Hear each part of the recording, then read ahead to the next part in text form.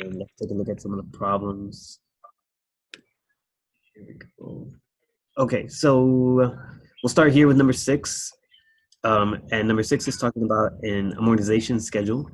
So the amortization schedule is basically a breakdown of what you're going to pay each month, how much of that payment is interest, and how much of that is going to go to the principal of your house. So using the online calculator, find a amortization schedule for the mortgage described in problem 1 part A. Okay, so problem 1 part A, let's go back. Let's think about what's going on. Okay, so for problem 1 part A, it's a 30-year home loan of 110,000 and an APR of 4.5, right? So then those are the 3 big factors that we need, and we can go to the mortgage calculator here. Okay, and I think I posted this link, but if not, I'll send it right here on the chat so you guys can kind of follow along. Give me a sec.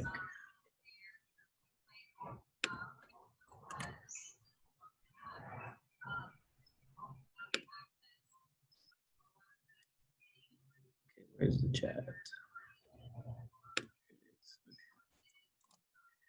Okay, so try that one. If you guys want to kind of like play around with it on your own, I sent it on the chat. I sent the link. All right, so our home price here is very, very humble.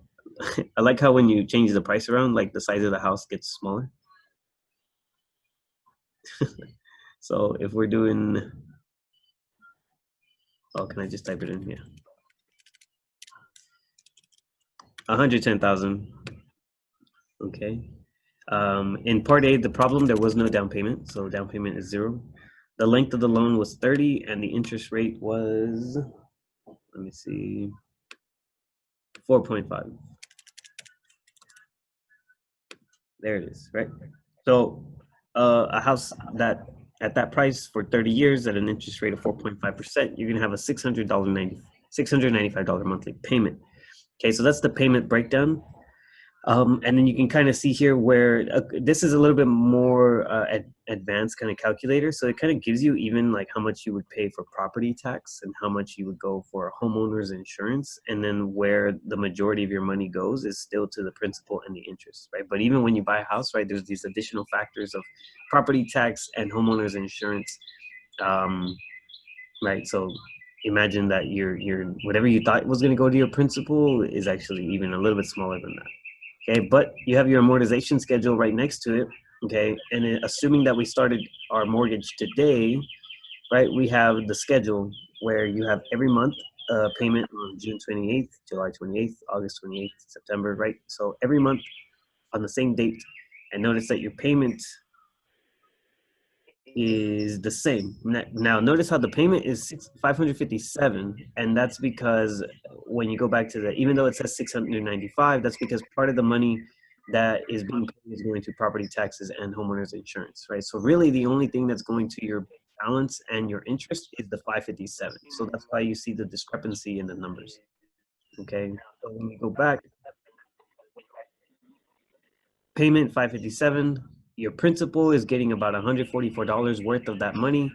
Meanwhile, your interest is getting the bigger percentage of 412, and then a little bit less, 411, and 411, 41, 410, 410, 409, right? So this then goes on for the next 30 years, right? So you have this really long schedule. And after a certain point, you start to see that, okay, let's say now that you're on 2032, which is about 12 years from now, your principal has crept up. Now you're paying 256, 257, 258, and your interest has decreased, right? Before you were paying 400s in interest, now it's 300, now it's 299, 298, right? So as time goes by, your principal is increasing, your interest is decreasing. All right. So that's kind of what we have there. Now let's see if we can use it to answer the particular questions that we were asked. Fine. Okay, so determine the balance of the mortgage after 60 monthly payments. So and then after 120 monthly payments. Okay, so using our calculator, right, we just want to know what is the balance of the mortgage after 60 monthly payments. Okay, so let's go back here. And rather than counting right here on this schedule, what we can do maybe is go here. After 60 payments, that's 5 years, right? So we're looking at May of 2025, right? So let's see what we get. Or actually not May, June, I think June. Hold on.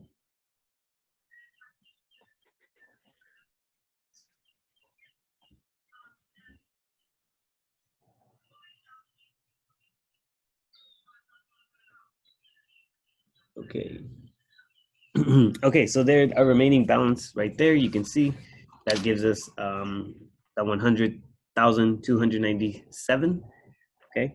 Um, Now I'm getting something a little bit different in the book. Let me see. Maybe I'm supposed to go with June. No, I think the closest one is May. Okay. Okay. So after 60 months for part A here, the balance.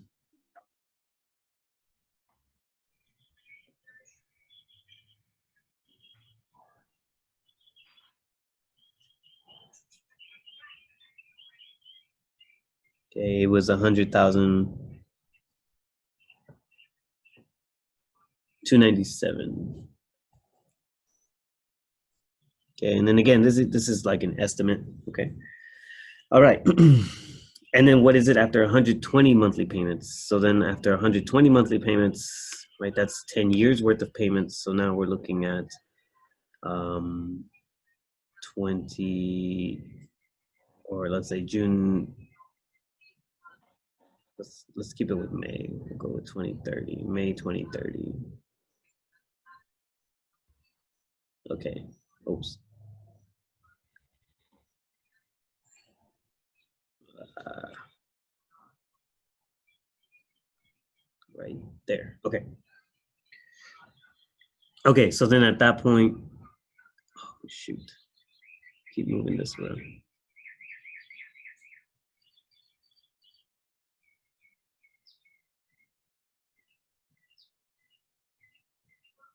Okay, 88,152. So that's after 120 months.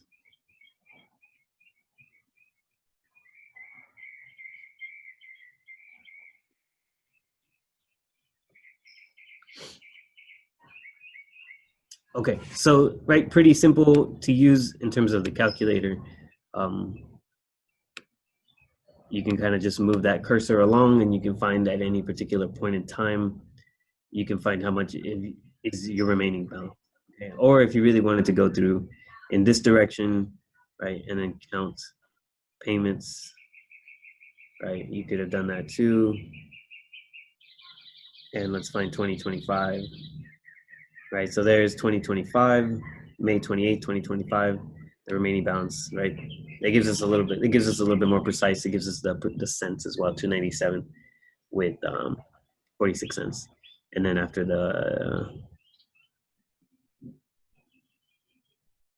10 years, 120 payments, we would have been in 2030. So then right there you go, it's a little bit more precise right there as well.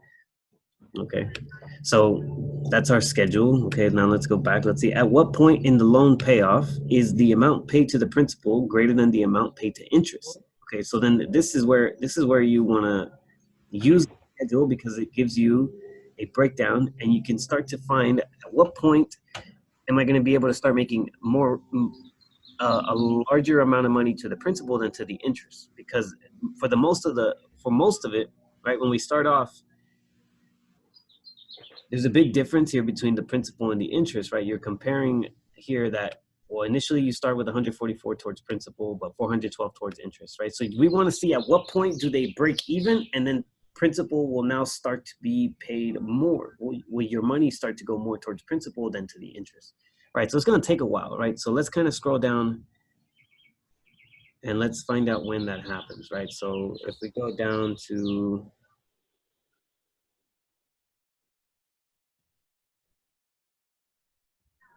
right now I'm just kind of scanning, trying to eyeball it.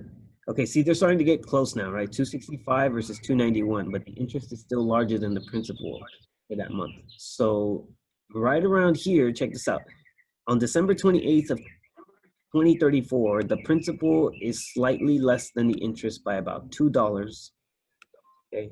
Then in January, the principal is almost exactly the interest, right? It's off by just a few cents, right? From 19 cents to 81 cents.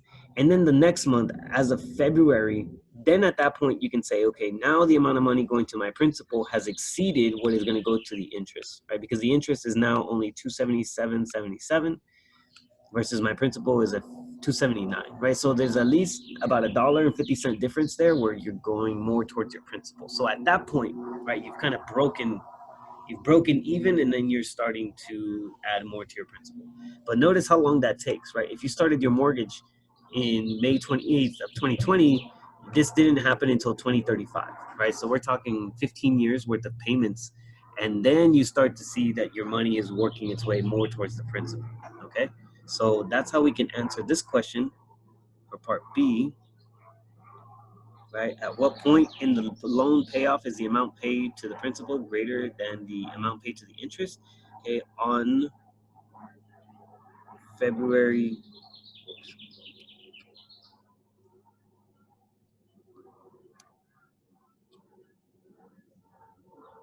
28th, 2035. That doesn't look like 2035. Okay, when we can give the specifics when the principal was 279.23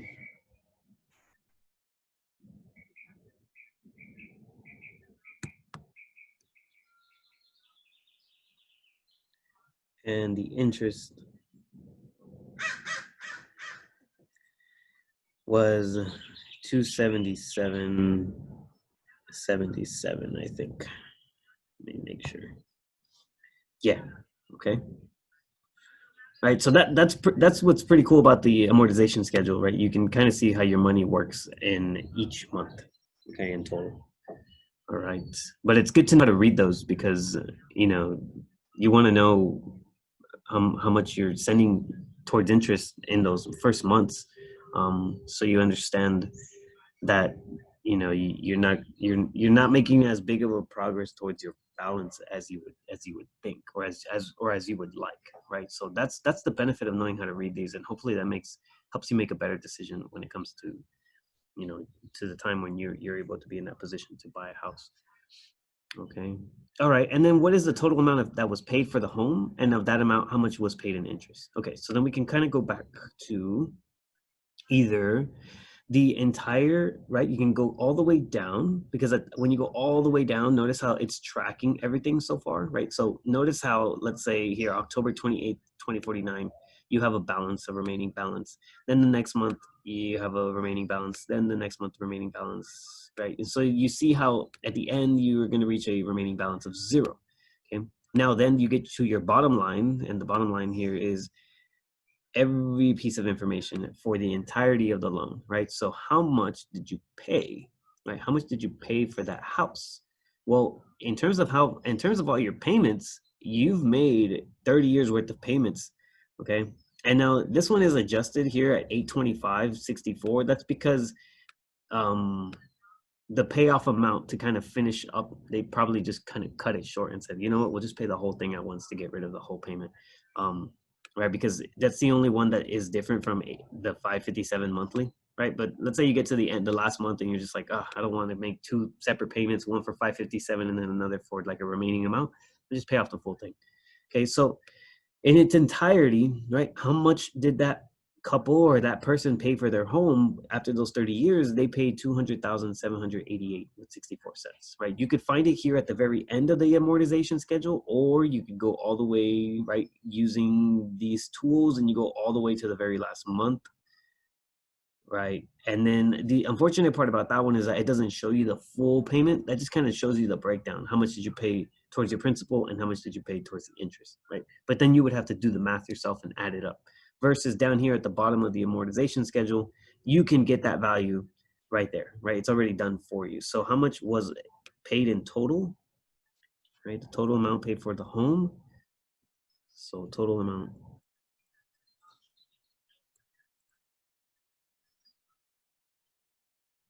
was 200,788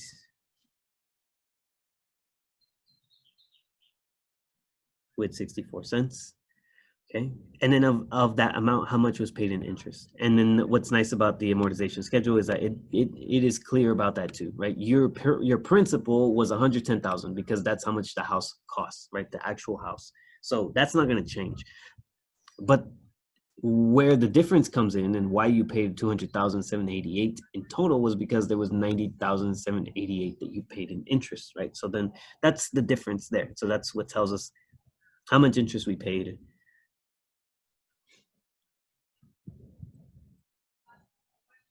90,788 with 64 cents. Okay.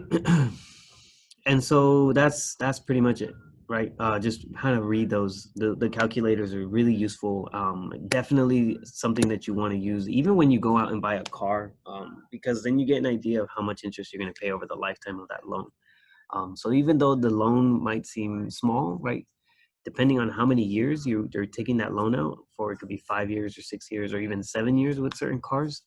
Um, it's a good thing to know, so you're not surprised with, right, like I'm making all these payments and then dang, I didn't realize everything's going to interest, right? So that's um that's the usefulness of these calculators, of these tools, because then you don't have to go and build a spreadsheet by yourself, right? You don't even have to do the math yourself.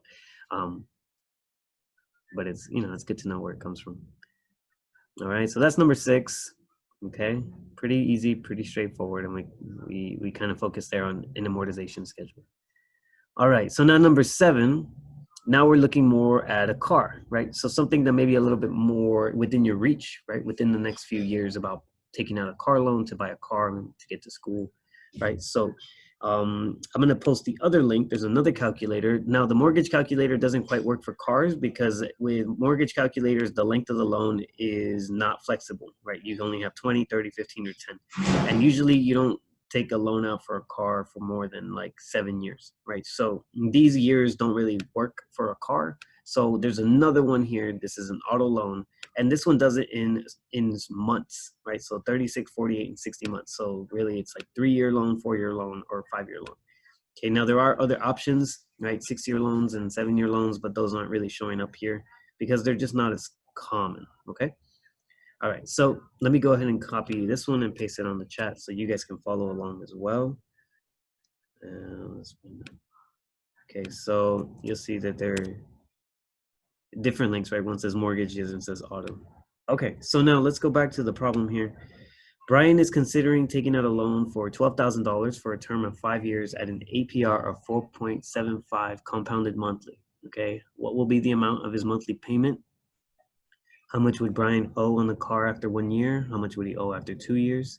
What is the total amount Brian will pay for the car? And what is the total amount of interest he will pay? Right. So those are typically like good questions that you want to ask yourself. Like, how much am I going to have to pay monthly? How much am I going to pay in total for the car? How much of that is going to be interest? Okay. All right. So he's looking to borrow 12,000. Okay. He wants to do it for, what was it, 5 years, I believe? 5 years. Okay, so we're gonna leave it at 60 months. I guess we could say it's we'll just call it used or new. Doesn't really matter. But and then the interest rate was 4.75.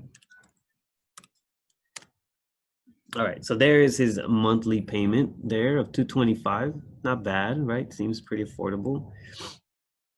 And of that amount of money, he's gonna be paying 1505 towards the interest, right? So let's see, this one doesn't give us a little map, but maybe we can see the amortization schedule. Okay, cool. So there it is. All right, so you can see here in terms of the payments and the breakdown. All right, on that first payment that he makes, let's say he makes that first payment on May 28th, 2020, a lot of it actually goes to the principal, right? So compared to a home, with a car, the majority does start with going towards the principal. And the reason why is because the loan is not 30 years long, right? And the amount is not as large either. So 4.75% of of 12,000 is much smaller than a percentage of 110,000, right? So that's the benefit of when you buy your car. The majority is going to go to your principal. Okay, but you still see that you got some interest there. You're paying 48 the first month, 47 the next month. So it's going down slightly, right? It's going down slightly. Okay. All right, but you can see that your principal does start to increase over time. Okay, and so here you can see on the schedule, right after those 5 years, your kind of like final breakdown.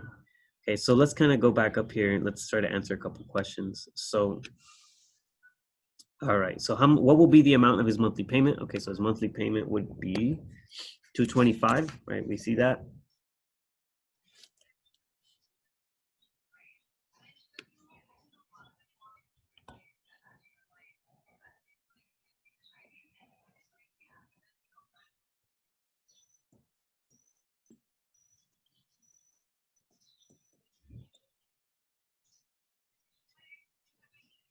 Okay, so we have a 225 monthly payment. How much would he owe on the car after 1 year? Okay, so then let's go to May 28th of 2021.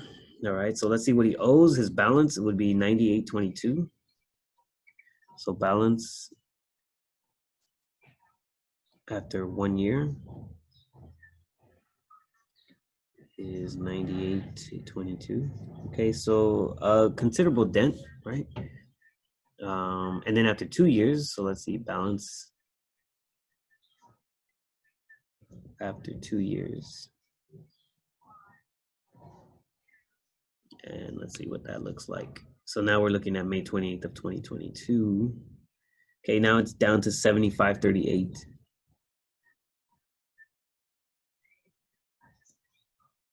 Okay, so he's making some progress there. Okay, what is the total amount Brian will pay for the car? Okay, how much is he going to pay for the car in total? Okay, well, that includes everything plus his interest, right? So it seems like here, if his total principal paid is 12,000 and the total interest paid is 1,505, well, we got to add those together because that's going to be how much he paid for that car in total. So there, it's pretty simple math there. That's just going to be 13,505. So for part C, total paid for car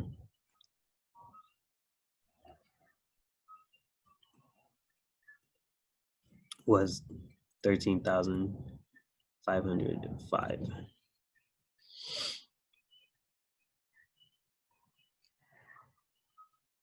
All right, and then finally for part D, right? We know this already because we got that from our online calculator that the total amount of interest he paid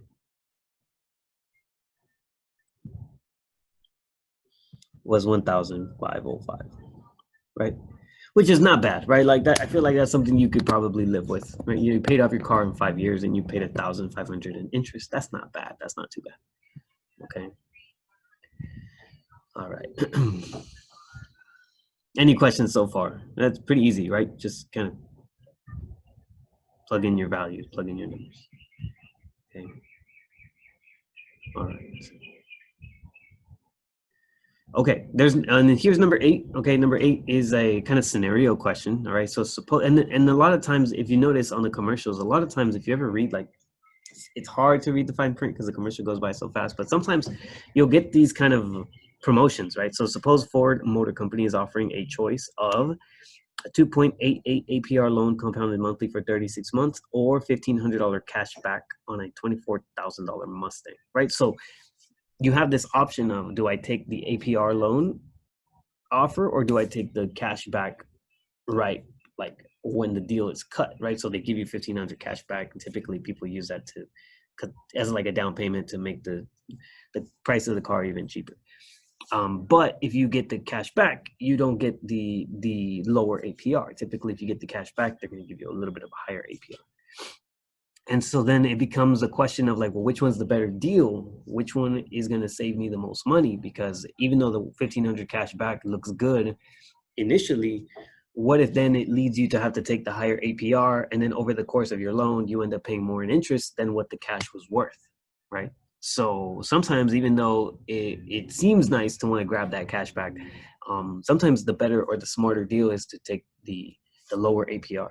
Okay, and so this is where this becomes handy, and you can do the calculations and then decide, okay, this is what I'm going to go in. I'm going to tell the dealership that I want the APR or I want the cash back. right? Always the best deal for you, okay? All right, so let's say if you take the 2.88 loan offer, how much will your monthly payment be? All right, let's find out. So it's a $24,000 Mustang. So let's go back here. Let's change this up. All right, let's see. It's a 36 months, so 3 years. Oh, I guess they do have the 72 months here. Okay. And the interest rate is 2.88. Okay, so that's your monthly payment, right? So you might seem like, dang, like Mustangs are expensive. The reason why it's such a high payment is because you're only paying it off in 3 years. Okay, so yeah, typically it'll be a much more expensive. Let's say you got the same deal, but for 5 years, right? Your monthly payment drops down to 430. Okay, so the car is not getting more expensive. It's just that you're paying it in less time, so your payment does become bigger. All right, so at this point, okay, you have a 697 monthly payment. All right, let's see. So for part A, 697 monthly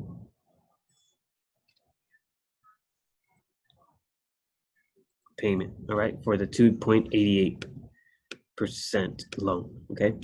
All right, let's go back here. If you take the $1,500 cashback offer, the remainder of the price of the car from a local credit union at an APR of $299 for 3 years, how much will your monthly payment be? Okay, so part B now, it's saying you take the $1,500 cash back, but instead of getting the loan from Ford Motor Company, you go to another credit union and you get the loan from them, okay, which is possible. So when you go to the dealerships, usually like Toyota, Chevy, Ford, you can finance through the dealership, like the actual company of Ford or Toyota, they have their own financial branch.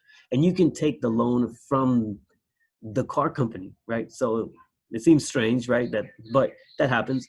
Or you can go to another bank and say, hey, I want to get a loan through the bank. I want the bank to give me the money, and then I'll pay the money back to the bank. So the bank will usually give you a check for the amount that the car is worth. You take that check, you pay off the car. So then the Toyota or Chevy or whatever, they get all the money up front, they give you the car, and then you make your payments back to the bank instead of back to, Ford or Toyota, whatever. So that's kind of what's happening here. So they're going to take the $1,500 cashback offer. All right. So then that's going to drop the price of the car down to, well, let's see, we got 2,400. We're going to take off 1,500 from that. Okay. That's going to leave us at 22,500. Okay. 2,500. So that's what we're borrowing. And we're going to borrow it at an APR of 2.99 for 3 years. Okay. So we're going to try to find out how much is that monthly payment going to be. Okay, so let's see, 22.5, 36 months. The APR, however, has now gone up to 2.99. Okay, so you have a lower monthly payment there of 654. Okay, so far, maybe. Okay, so now that leads us to a $654 monthly payment. Okay, now again, just because it's a lower monthly payment, let's see, doesn't always necessarily mean that's the best option, right? You kind of want to see what is the long-term effect, where are you going to end up paying less interest? Okay, so it's 654 monthly payments, $654 a monthly payment, but a larger percentage of that is going to the actual interest. Okay, so let's just find out right here for part C. Okay, let's see. One of the ways to compare is what is the total interest paid, right? What is the total interest paid when you take the 2.8 APR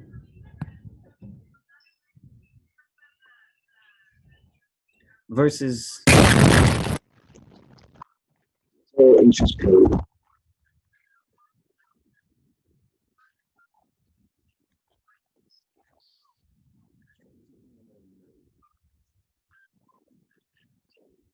And we want to then add that interest back onto the price of the car to see which one is the lowest total price. I think that's a good way to look at that. Okay, so let's go back. All right, so here, right, here's what you pay in interest. Okay, 1052. It's already calculated for us for the 2.99, right? When you took the cash back, you dropped the price of the car $1,500, and then you took a slightly higher interest rate. Okay, so 1052 is what you pay. Okay, and we know that the price of the car is 22.5 in this scenario. Okay, versus in the other scenario, let's see, we'd have to make the adjustment. Let's go back to 2,400 or 24,000. Interest rate 2.88. Okay, and then in this case, you have a total principal that was 2,400, but a total interest of 1080. Okay, so you have 1080 as the total interest paid, and your car value was initially 2,400. Okay, so which one is the better deal? Would you take the cash back, right? So remember, this scenario represented the $1,500 cash back.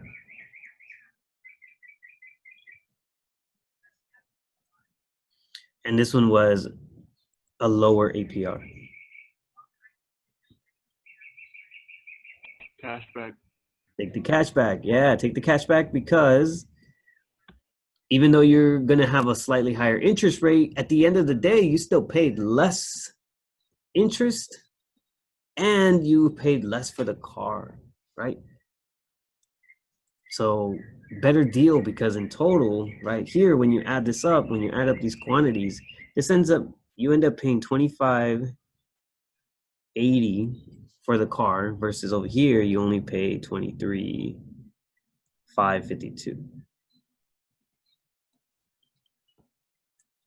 Okay, so this is what determines what your better deal is, right? How much is it going to be that you pay in entirety, right? So even though lower APR looks attractive, you want to do the math on it first, because if you can get a better deal by taking some cash back and then getting a loan from somewhere else, then that's a good plan. Now, unfortunately, sometimes they'll say like you can only get cash back if you also finance with us. And then they'll be like, well, the lowest APR we can offer you now that you took the cash back was like 4%. And so then, you kind of get stuck. So I know that happened to me when I did, when I bought my car. They offered a college grad discount for like, I think it was $500. But I could only get the discount if I financed with Toyota. And Toyota, the lowest APR they were willing to offer me was like 6%, like 6.5%. It was kind of high. Instead, I went to a credit union, and then I found an interest rate of 4%. No discount, but it was still much better deal because the APR was 2% lower, like a full 2%. And then it was a much more expensive car. So it made more sense for me to go to the credit union to get lower interest there, and just not get the $500 discount for the college back. Couldn't you refinance it? What's up? Couldn't you refinance the car? With who? Like after you bought it from Toyota, like couldn't you refinance it to get a lower interest rate? Well, I bought it from Toyota, but I didn't finance through Toyota. I financed it through a credit union. Does that make sense? So I didn't go through Toyota financing, because Toyota financing was offering like 6.5% interest. So I didn't take that deal. I was like, no, I'll find some other place to get my loan from. So you can do that. And the lowest that I was able to find for my truck at the time was 4.09%. So it's like, it's not great, but it was better than what was available by other banks. I just bought it at a time when the interest rates were still kind of high. If I would have waited till like now to buy it, the interest rate is like 3.79. So it's much better for the same length of the loan. So right now, credit union, the Schools First holds my loan right now. If I were to try to refinance, I can't refinance within the same bank, because they are not going to want to do that, because they're going to lose money. I would have to find another bank that is willing to offer me a lower interest rate and then transfer to the other bank, because then they're willing to take my business. But you know what I mean? It's like trying to refinance with the current bank. They're going to be like, no, because they want to lock you into the rate that you initially signed for. Does that make sense? Yeah. Yeah. So who like Dave on your car? Like, what, did you guys finance it with Chevy or Yeah, did you my dad financed the car. We went through the dealership. through the dealership? Right. So it's Chevy financing. Yeah. Okay. Yeah. So hopefully you guys got a good deal on. Well, we got like a lot of cash back, but we got a low APR too because we went like it was from Chino Hills Uh huh. and we made like a deal through the phone, but when we got there, they were like trying to up the interest. We're like, nah, like we drove all the way over here and you guys are doing this. So they gave us like a really good deal. Okay. Oh, that's good. Yeah, they try to do that, man. They just to get you in the door, and then they they Yeah, try to mess with you. What we did was we went to Costco. We went through the Costco auto program. So the Costco auto program, when you buy through them, Costco negotiates ahead of time with the bank with the dealership. So you pay less than the invoice price most of the time. So usually, I don't know, I'm sure you know, but when you go and you buy a car, they have like the MSRP. That yeah. is the suggested retail price. So that's not the cost of the car. That's what the dealership is trying to sell it at to make a profit. But the invoice price is what it costs the dealership to buy the car from the manufacturer. So let's say the invoice price is like, and this is what usually happens. The invoice price, let's say the invoice price, let's say like in my case, the invoice price was like 38,950, right? Then the dealership gets to the then the car gets to the dealership and then they start adding all these extra features, right? So they start adding all this extra like stuff to it so that it gives them a reason to think that it's worth selling at a higher price. So like what they did is they added stuff like $1,000 I don't know, I don't Not know, just them. like yeah, sound system or like tinted windows or whatever, right? So they add a bunch of stuff to it, like another 600 for whatever, right? So they add all that up, and then on top of that, they just say like, okay, our MSRP now is some other price, right? So I'm just gonna make it up. I'm not gonna add this right, but let's just say now they end up with an MSRP of 4250, right? And then this is what they're trying to sell the car at, right? So obviously they've made like a pretty nice profit on the car if they're able to sell it at the MSRP. But this is not the price you have to pay for the car. You can negotiate that. So then what Costco does for you is that they basically bring the cost of the car back to this, right? They try to bring it as close to the invoice price as possible. And it's something that when you negotiate by yourself, usually the dealerships don't do, right? They'll just be like, no, that's okay. Like, we don't really care for your business. We're not going to drop the price of the car that much. But with Costco, you walk in and they're like, okay, well, this is the invoice price. Here's what we'll sell it to you for being a Costco member. And then you get an interest. You get an interest or a loan based off of this amount instead of this amount. Okay, so yeah, car dealerships are sketchy because they're always trying to make like a couple hundred or a couple $1,000 profit off of just the price of the car, and then they also make a ton of money when they finance it, right? Because all it's paid back to them. Um, so just be aware when you go in, don't just don't just buy it for whatever they think it's worth. You can negotiate it. Usually, depending on the situation and if the dealership is desperate for sales, they'll work with you to, You know what was really sketchy too? yeah. When I was looking for the car, we went to Glendora as well, Uh-huh. and like we were negotiating like back and forth, and like they're at the end, like very end, they try to give us a really low price, but a Mhm. super high APR. It was like 9%. Oh, yeah, that's crazy. Yeah, and see, at that point, they end up winning because eventually all of the money they make back in the interest, right? Like this It amount, covered the loss of the actual like car it price. covers. Yeah. Because if especially if you finance it through Chevy, right? Because if Yeah. Chevy has their sales department and then they have their finance department, right? And if they lose money in sales, they make it up through the financing, right? And that's usually how it works. Um, so sometimes when they give you a really low APR, like sometimes like a zero, it's like a 0.9% APR, they hardly never drop the price of the car for you. They'll say like, no, you're already getting a super low APR, and they won't budge on the price of the car. Like let's say it's like a Corolla.